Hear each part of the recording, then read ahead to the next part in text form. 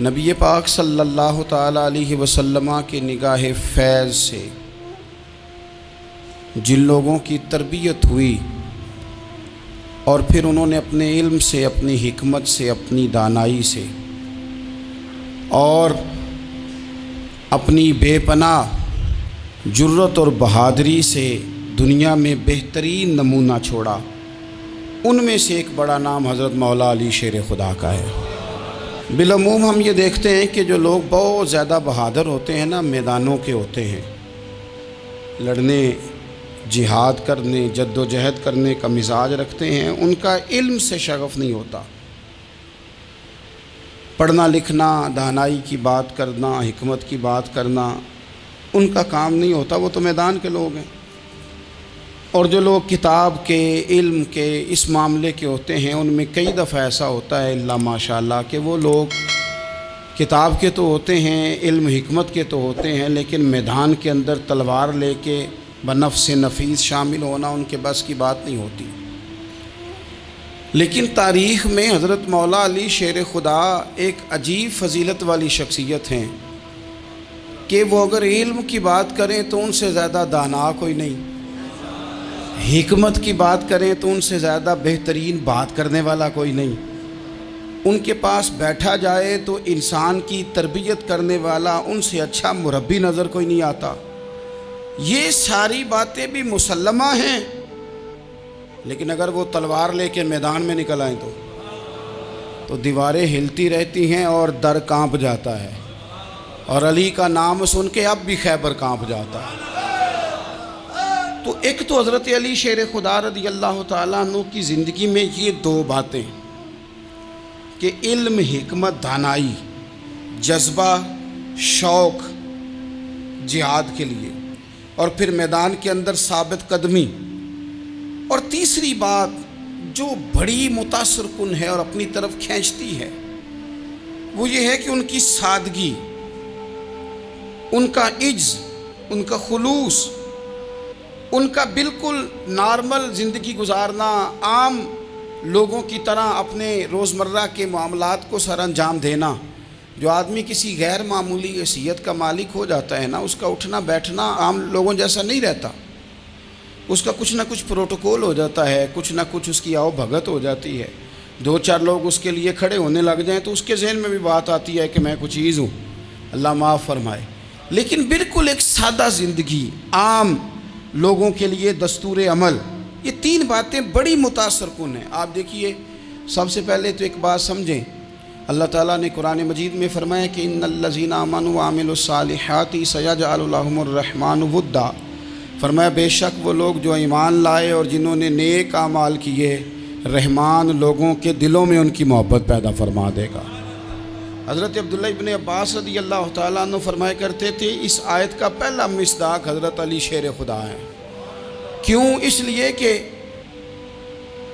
حضرت علی شیر خدا فرماتے ہیں، بخاری مسلم میں فرماتے ہیں، مجھے قسم ہے اس ذات کی جس نے زمین چیر کے دانہ پیدا کیا ہے، مجھ سے رحمت عالم صلی اللہ علیہ وسلم نے وعدہ فرمایا کہ علی یاد رکھنا تم سے صرف مومن ہی پیار کرے گا، اور جس سینے میں تمہارا بغض ہوگا وہ سینہ مومن کا نہیں منافق کا ہوگا۔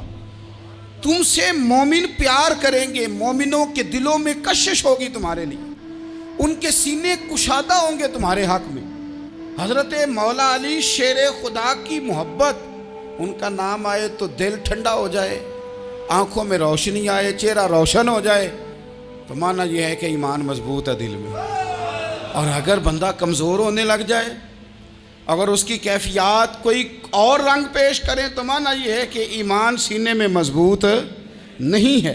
حضرت علی شیر خدا سے حضور کا جو قربت کا تعلق دیکھیں، کچھ لوگ ایسے ہوتے ہیں کہ جن سے قربت ہوتی ہے، آپ نے کبھی دیکھا ہے ہر بندے سے مل کے بندہ رو نہیں سکتا، ہر بندے کو دیکھ کے رونا آتا نہیں، لیکن کچھ لوگوں سے روح ملتی ہے نا کسی کی، تو ویسے کبھی وہ بندے مل جائیں نا، دل کرتا ہے تینوں سامنے بٹھا لاں تے درد پرانے چھیڑاں۔ کچھ لوگ ایسے ہوتے ہیں جن کے ساتھ حضور تشریف فرما ہیں، حضرت علی شیر خدا کہیں گئے ہوئے ہیں تو محبوب کیا فرماتے ہیں؟ فرماتے ہیں اللہ اس وقت تک میرے پاس حضرت اسرائیل کو نہ بھیجنا جب تک میں علی سے ملاقات نہ کر لوں۔ دعائیں ہو رہی ہیں کہ میری جب تک ملاقات نہ ہو جائے میرا جانے کا وقت نہ آئے۔ مشکات میں حدیث موجود ہے۔ تو سرور کائنات علیہ السلام کا جو ان کے ساتھ قربت ہے، حضور کا جو ان سے پیار ہے، حضور نے ہر مہاجر کو ایک انصاری کا بھائی بنایا۔ انصار کے اندر حضور نے بھائی چارہ قائم فرمایا، اور یہ تاریخ کا وہ والا بھائی چارہ ہے جس کی نہ اس سے پہلے کوئی مثال ہے، نہ قیامت تک دوبارہ کوئی مثال دی جا سکتی ہے۔ بھائی جب سگے بھائی جب شادی شدہ ہو جاتے ہیں نا، تو ان کی اپنی اپنی جیبیں ہو جاتی ہیں، اپنی اپنی گفتگو ہو جاتی ہے۔ 6 ماہ کے بچے کے بارے میں بھی وہ کہنے لگ جاتے ہیں میں نے بچوں کا بھی تو کچھ بنانا ہے نا۔ انہیں بالکل اب وہ چیزیں نظر آنی بند ہو جاتی ہیں جس میں والدین اور بہن بھائی شامل ہوتے ہیں۔ وہ کہتے ہیں میرے بھی تو بچے ہیں۔ لیکن یہ بھائی چارہ مہاجرین اور انصار کا اتنا زبردست اور معنی خیز ہے، حضور نے بھائی چارہ قائم فرمایا۔ سگے بھائیوں کو وراثت دینا مشکل ہوتا ہے۔ بڑا کہہ رہا ہوتا ہے کمائی تو میں نے کی تھی، چھوٹا کہہ رہا ہوتا ہے کہ باہر تو پہلے میں گیا تھا، جھگڑے۔ لیکن یہ تاریخ اسلامی کا وہ بھائی چارہ ہے کہ جن میں برادری، قبیلہ، رنگ، نسل، علاقہ ایک نہیں، پر ہزاروں قومیں وجود میں آئیں۔ دہر میں خشک و تر کے رشتے سے ہم نے بنیاد دوستی رکھی، یاد خیر البشر کے رشتے سے۔ اور اقبال نے جن انداز میں اس مضمون کو بیان کیا ہے وہ انداز ہی نرالا ہے۔ اقبال فرماتے ہیں خاص ہے ترکیب میں قوم رسول ہاشمی، بننے میں کوئی ان کی ترکیب ہی کوئی خاص ہے۔ حضور نے بھائی بھائی بنا دیا۔ اب بھائی جن کو دینی اسلامی مذہبی بھائی بنایا ہے، وہ دوسرے بھائی کے بارے میں کیا ذہن رکھتا ہے؟ وہ کہتا ہے کہ میرے بھائی میرا کاروبار بھی آدھا تیرا، جائیداد بھی آدھی تیری، چونکہ تو میرا بھائی ہے تو تو رسی لے کے پیمائش کر لے، میں اپنا گھر بھی بانٹ کے آدھا تجھے دینا چاہتا ہوں۔ جب اس قدر زیادہ لوگوں کی نظریاتی پختگی ہوئی اور لوگ اس قدر زیادہ مزاج رکھنے لگے، تو پھر ایک خاص قربت کا ماحول وہاں نظر آیا۔ پھر وہ جو مہاجر بن کے آئے تھے اور بہت زیادہ جن لوگوں نے جہاد کیا تھا، جد و جہد کی تھی، گھر بار چھوڑے تھے، پھر ان لوگوں کو زیادہ دشواری نہیں ہوئی، زیادہ آزمائش نہیں ہوئی دل لگانے میں اور مدینے میں رہنے میں۔ بڑی آسانی سے وہ لوگ وہاں رہنے لگے اور بڑی جلدی ان کا مدینے سے اور اہل مدینہ سے پیار بڑھ گیا۔ تو میرے عزیز بھائیوں، حضور نے ہر انصاری اور مہاجر کو ایک دوسرے کا بھائی بنا دیا، سب کو بنا دیا۔ حضرت علی رہ گئے، اب یہ تو دونوں مہاجر ہیں۔ حضور بھی مکہ شریف سے آئے ہیں، حضرت علی بھی، بظاہر تو دونوں مہاجر ہیں، اگرچہ ساری زمین کے مالک رسول پاک ہیں۔ سب کو بھائی بھائی بنا دیا، تو اب ہر بندے کو بھائی مل رہا ہے، اور بھائی بڑے پیارے ہوتے ہیں۔ میں کئی دفعہ کہتا ہوں کہ بھائی بڑے پیارے ہوتے ہیں، کچھ قدورتیں دنیاوی طور پر معاذ اللہ دلوں میں آ جاتی ہیں، لیکن بھائی کا درد جو بھائی محسوس کر سکتا ہے وہ بھی دوسرے کو محسوس نہیں ہوتا۔ تو حضرت علی جب کسی کے بھائی نہیں بنائے گئے تو رو ہی پڑے۔ اتنے دلیر بندے تھے، پر بھائی کی ضرورت بندہ اتنی محسوس کرتا ہے، اس کو بھائی سے لگاؤ اتنا زیادہ ہوتا ہے کہ مولا علی رو پڑے، مشکات میں موجود روئے۔ حضور نے فرمایا کیوں روتے ہو؟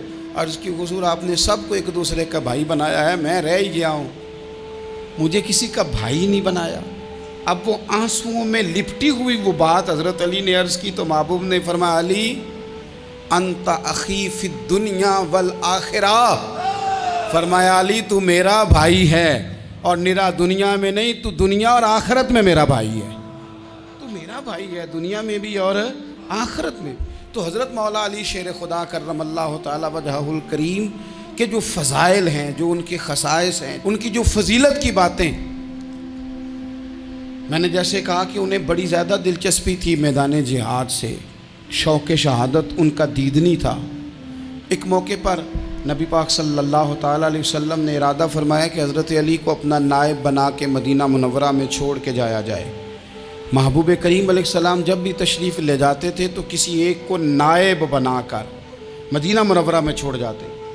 حضرت عبداللہ ابن مختوم رضی اللہ تعالیٰ عنہ کو بھی ایک دفعہ حضور چھوڑ کے گئے، تو ایک جنگ کے موقع پر محبوب نے حضرت علی شیر خدا سے کہا کہ آپ کو میں اپنا نائب بنا کے یہاں چھوڑ کے جاتا ہوں۔ یہاں لوگ جان چھڑاتے ہیں، کام کا جب وقت آتا ہے، میدان میں نکلنے کا وقت آتا ہے تو جان چھڑاتے ہیں، اور وہ کہتے ہیں کہ باقی سارے کام لے لو، جب وقت مشکل آئے تو پھر ہمیں کام نہ بتاؤ۔ اب مشکل وقت ہے، جہاد میں جانا ہے۔ حضرت مولا علی شیر خدا کرم اللہ تعالی وجہہ الکریم کو حضور نے فرمایا کہ اس دفعہ میرا ارادہ بنا ہے کہ تمہیں چھوڑ کے جاؤں۔